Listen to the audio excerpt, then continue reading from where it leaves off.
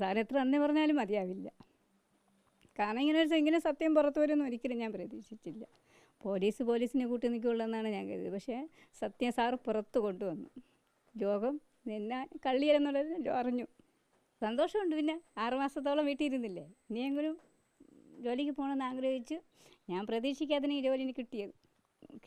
കിട്ടുമെന്ന് പ്രതീക്ഷിച്ചില്ല. എങ്ങനെ ജോലി കിട്ടുമെന്ന് ഒരിക്കലും ഞാൻ പ്രതീക്ഷിച്ചിട്ടില്ല. ഏതെങ്കിലും വീടുകളിൽ പോകില്ല, കടകളിൽ എവിടെയെങ്കിലും പോകണമെന്ന് ആഗ്രഹിച്ചാണ്. അപ്പോഴാണ് അവർ ഈ ജോലി എനിക്ക് തന്നത്. സന്തോഷമുണ്ട്. നിങ്ങൾക്ക് നഷ്ടപരിഹാരം വേണ്ടതെന്ന് ചോദിച്ചു. വേണം, ഞാൻ അടുത്ത ആഴ്ച വരുമ്പോൾ അതിനുള്ള ഇത് എഴുതി കൊണ്ടുവരാൻ പറഞ്ഞു. പേരൂർക്കട വ്യാജ മോഷണ കേസിൽ ഇരയാക്കപ്പെട്ട ബിന്ദുവിന് ഇന്നിപ്പോൾ പൊന്മുടി MGM പബ്ലിക് സ്കൂളിൽ പിയൂണായിട്ട് ജോലിയിൽ പ്രവേശിപ്പിച്ചിരിക്കുകയാണ്. ഏറെ ഒരു വിഷമകരമായിട്ടുള്ളൊരു ഘട്ടത്തിലൂടെയാണ് കഴിഞ്ഞ നാളുകളൊക്കെയും കടന്നുപോയത്.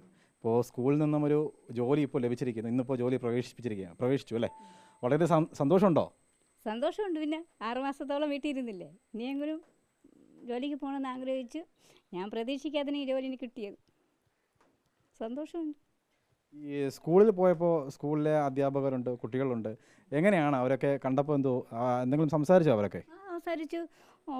നല്ല സ്വീകരണമായിരുന്നു. അവിടെ എന്നെ നിർത്തി ഫോട്ടോ എടുത്തു. നല്ല കാര്യമായിരുന്നു. അവർ സങ്കടമുണ്ട്, ഒപ്പം ചെറിയ സന്തോഷമുണ്ട് അല്ലേ? ഇനി സങ്കടപ്പെട്ടിട്ട് കാര്യമില്ല. കാരണം എനിക്കൊരു ജോലി കിട്ടി. സന്തോഷമുണ്ട്. അഭിമാനത്തോടു കൂടി ജീവിക്കാം. അഭിമാനത്തോടെ ജീവിക്കാൻ എൻ്റെ മക്കളെ നോക്കാം. കഴിഞ്ഞ നാളുകളൊക്കെയും വീട്ടു ജോലി ചെയ്ത് വന്നിരുന്ന ഒരാളാണ്. ഇപ്പോൾ ഒരു സ്കൂളിൽ ഒരു പിയൂണായിട്ട് ജോലിയിൽ എത്തുമ്പോൾ എന്ത് തോന്നുന്നു മനസ്സിൽ? ജോലി കിട്ടുമെന്ന് പ്രതീക്ഷിച്ചില്ല. എങ്ങനെ ജോലി കിട്ടുമെന്ന് ഒരിക്കലും ഞാൻ പ്രതീക്ഷിച്ചിട്ടില്ല. ഏതെങ്കിലും വീടുകളിൽ പോകില്ല, കടകളിൽ എവിടെയെങ്കിലും പോകണമെന്ന് ആഗ്രഹിച്ചാണ്. അപ്പോഴാണ് അവർ ഈ ജോലി എനിക്ക് തന്നത്. സന്തോഷമുണ്ട്. ഈ ഘട്ടത്തിൽ ഇപ്പോൾ ക്രൈംബ്രാഞ്ചിൻ്റെ അന്വേഷണ പരിധിയിലാണ് നിലവിലെ കേസൊക്കെയും. പോലീസ് ഉന്നയിച്ച ആരോപണങ്ങളൊക്കെയും കള്ളമാണെന്ന് ക്രൈംബ്രാഞ്ച് കണ്ടെത്തി കഴിഞ്ഞിരിക്കുകയാണ്. അത് വിദ്യാലയ സാറാണ്. സാർ എത്ര നന്ദി പറഞ്ഞാലും മതിയാവില്ല. കാരണം ഇങ്ങനെ സത്യം പുറത്തു വരുമെന്ന് ഒരിക്കലും ഞാൻ പ്രതീക്ഷിച്ചില്ല. പോലീസിനെ കൂട്ടി നിൽക്കുകയുള്ളതെന്നാണ് ഞാൻ കരുതിയത്. പക്ഷേ സത്യം സാറ് പുറത്ത് കൊണ്ടുവന്നു. രോഗം എന്നെ കള്ളിയെന്നുള്ളത് അറിഞ്ഞു. ഈ വർത്തമാനകാല കേരളത്തിൽ സമാനതകളില്ലാതെ പോലീസ് സ്റ്റേഷനിൽ ഏറ്റവും കൂടുതൽ സമയം അവിടെ ഇരുത്തി വലിയൊരു ടോർച്ചറാണ് ബിന്ദു നേരിട്ടത്. ഇതിന് പിന്നാലെ ഇന്നിപ്പോൾ മനുഷ്യാവകാശ കമ്മീഷന് വീണ്ടും പരാതി എന്തെങ്കിലും കൊടുത്തിട്ടുണ്ടോ?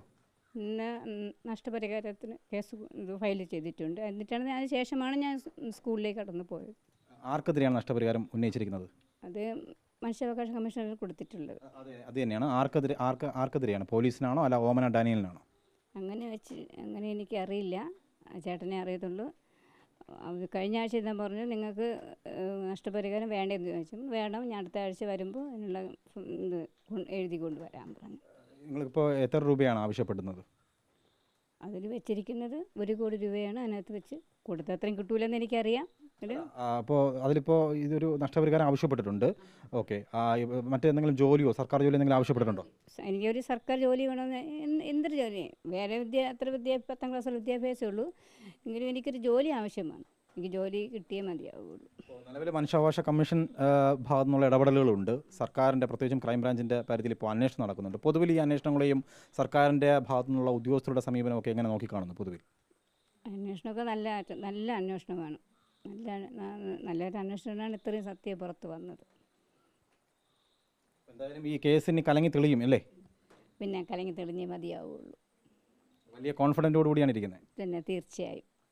ഇനി സർക്കാരിൻ്റെ ഭാഗത്ത് നിന്ന് ഒരു നഷ്ടപരിഹാരം കിട്ടണം, സർക്കാർ ജോലി കിട്ടണമെന്നുള്ളൊരു ആവശ്യമുണ്ട്. ജോലി കിട്ടണം. നഷ്ടപരിഹാരത്തൊക്കെ അവരല്ലേ തീരുമാനിക്കുന്നത്. അവരെത്ര തരുമെന്ന് എനിക്കറിയില്ല. എന്നാൽ അത് സർക്കാരാണ് തീരുമാനിക്കേണ്ടത് എനിക്ക് എത്രയാണ് തരേണ്ടതെന്നുള്ളത്. വളരെ കൃത്യമാണ്. ബിന്ദു ഇന്നിപ്പോൾ മനുഷ്യാവകാശ കമ്മീഷനാണ് ഇത്തരത്തിലൊരു നഷ്ടപരിഹാരം ആവശ്യപ്പെട്ടുകൊണ്ട് ഇപ്പോൾ ഒരു നിവേദനം നൽകിയിട്ടുണ്ട്. എന്തായാലും 1 കോടി രൂപയുടെ നഷ്ടമാണ്, ഇപ്പോൾ നഷ്ടപരിഹാരമാണ് കുടുംബം എന്തായാലും ആവശ്യപ്പെട്ടത്. മറ്റൊന്ന് സർക്കാർ ജോലിയാണ്. എന്തായാലും ഒരു ഇടക്കാല ആശ്വാസമായിട്ട് ഇപ്പോൾ പൊന്മുടിയിൽ നിന്നൊരു സ്കൂള് MGM സ്കൂളിൽ ഇപ്പോൾ പിയൂണായിട്ട് ജോലി പ്രവേശിപ്പിച്ചു. ആ ജോലിയിൽ ഇന്നിപ്പോൾ ബിന്ദു തുടർന്ന് ജോലി ചെയ്തു വരികയാണ്. എന്തായാലും വലിയ സന്തോഷമുണ്ട്. അപ്പോഴും ഈ കേസിൽ എന്താണ് സംഭവിച്ചത്, ആരാണ് കുറ്റക്കാർ, അവർക്കെതിരെ നടപടിയെടുക്കണമെന്നുള്ളത് തന്നെയാണ് ബിന്ദുവിൻ്റെ ആവശ്യം. വീഡിയോ ജേർണലിസ്റ്റ് സച്ചിൻ ചന്ദ്രയ്ക്കൊപ്പം reporter Arun Solomon, in reporter, Thiruvananthapuram.